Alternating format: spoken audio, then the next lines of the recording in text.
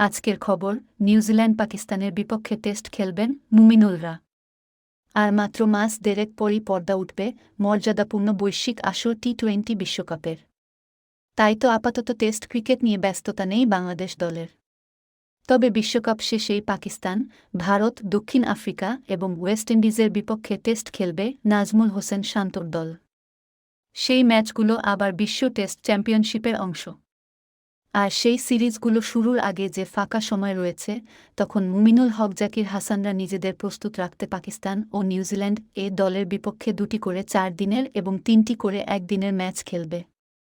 মূলত বাংলাদেশ দল এসব ম্যাচ খেলবে বলে নিশ্চিত করেছেন বিসিবির ক্রিকেট অপারেশনস কমিটির chairman Jalal Yunus.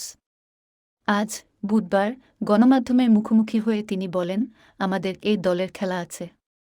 Home and away 2টি সিরিজ আছে পাকিস্তানের সঙ্গে। নিউজিল্যান্ড দল আসবে সেপ্টেম্বরের শেষ দিকে। আমরা এর মধ্যে পরিকল্পনা করছি। মে মাসের 3য় সপ্তাহ থেকে জুলাই পর্যন্ত ভালো একটা সময় আছে।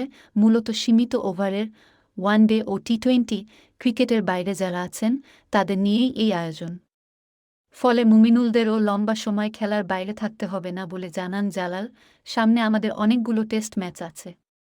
ভারতের সঙ্গে খেলা আছে, দক্ষিণ আফ্রিকার সঙ্গেও টেস্ট আছে। এজন্য আমরা একটি পরিকল্পনা সাজাচ্ছি। আমাদের লাল বলের ক্রিকেটাররা যারা এখানে থাকবে তাদের নিয়ে যাতে কাজ করা যায়। উল্লেখ্য, চলতি বছরের 1 জুন থেকে ওয়েস্ট ইন্ডিজ ও যুক্তরাষ্ট্রের মাটিতে অনুষ্ঠিত হবে টি-20 বিশ্বকাপ। তার আগে বাংলাদেশ ঘরের মাঠে জিম্বাবুয়ে এবং যুক্তরাষ্ট্রের মাটিতে স্বাগতিকদের সঙ্গে সংক্ষিপ্ত ফরম্যাটের সিরিজ খেলবে। এরপর বিশ্বকাপ মিলিয়ে লম্বা সময় লাল বলে খেলা নেই টাইগারদের।